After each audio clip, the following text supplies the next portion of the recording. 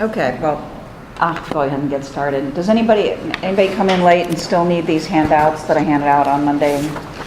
Okay. I thought I'd just start off with the Green Party. I think that's where we left off last time. We do have a Green Party in America. It's just not very prominent. So in some European countries, the Green Party is fairly prominent, but here so far it hasn't gotten as much traction. And as you can see, ecology is one part of their platform, but it's not the only one, and that's the case for the Green Party in Europe as well. So let's see what their 10 key values are. And they're having their convention in August, so they'll select a presidential candidate and they'll be on the ballot.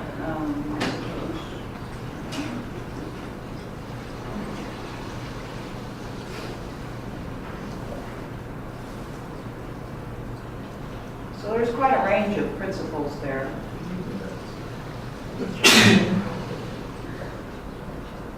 As you can see, it leans to the left, right? So, but, you know, because of the structure of our government, we have a two-party system, really. I mean, this type of niche party works better in a parliamentary system where, you know, the percentage of votes can be applied to the percentage of representatives, for instance. And this is probably part of the reason why the Green Party doesn't do as well as in the United States.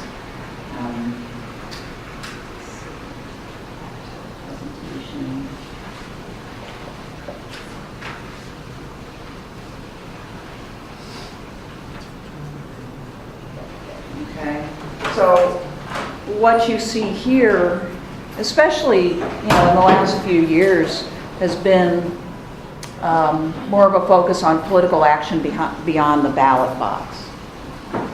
And when I use the term political action, I'm using it pretty broadly to mean here, any action that impacts the community as a whole, right? So social action, economic behavior, cultural, cultural performance and all sorts of stuff can be a part of that political action.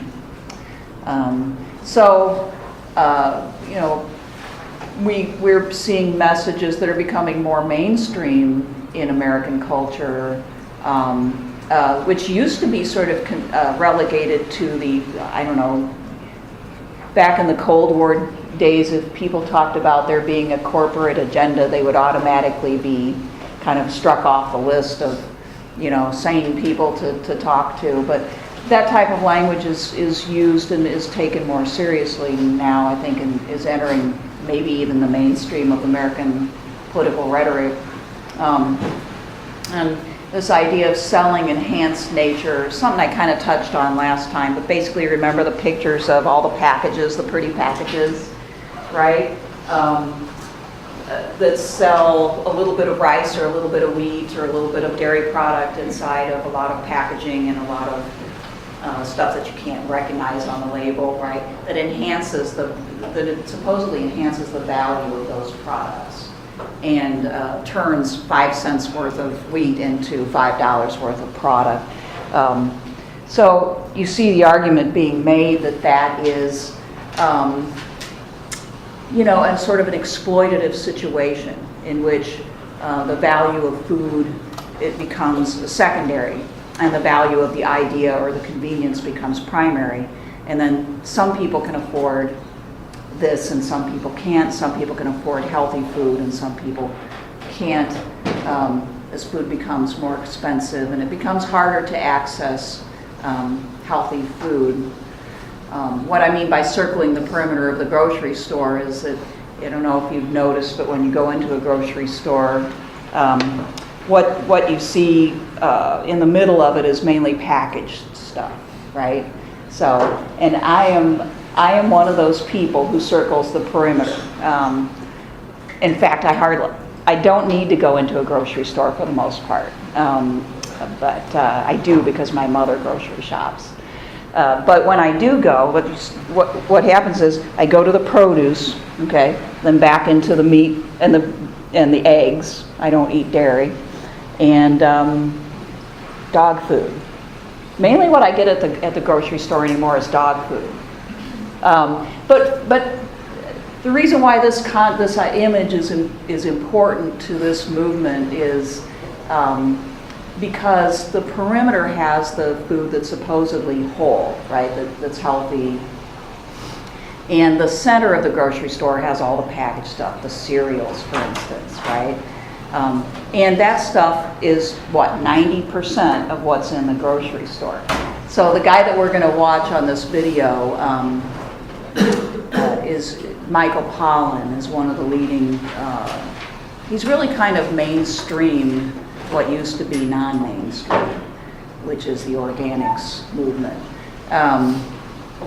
But he makes a big deal over this. You know, what's at the center of your grocery store or your Walmart are items that are not as good for you, tend to cost a lot of money compared to the value that's actually in them, the food value and that kind of thing. So he emphasizes not political action. And you know, a lot of times I think that reflects just a cynicism about the value of political action. I don't know if it's the case for Pollan. But I've watched a few of his documentaries and I've read a couple of his books. He says very little about politics. And it may very well be because he's just not into politics or doesn't really understand politics all that well. But he seems to just emphasize your everyday living. And I think that represents more and more of the rhetoric in this movement these days. So then the idea becomes persuading people to change their lifestyles. And by the way, the reason I changed my lifestyle was due to health considerations. So at a certain point, what had happened? I had an auto accident about 1.5 years ago. It gave me a tremor. The tremor produced enough concern in me to change my entire life around. So I don't have it anymore and I feel much better, but that's why I do that. Okay, so I will go to this. This author, probably a lot of you have heard of him somehow. You know, I think he's probably the most successful person in the last 20 or 30 years at gaining the attention of the general public, right? He's very good at this because he's a great writer, and he puts together these documentaries that an awful lot of people seem to have found somehow on Netflix or whatever. But this is a TED Talk by Michael Pollan, and I wanted to show a plant side view. He has a problem with corn. I'm sorry about all the folks that come from farms. This is controversial stuff, and as we talked about on Monday, food is political now. So.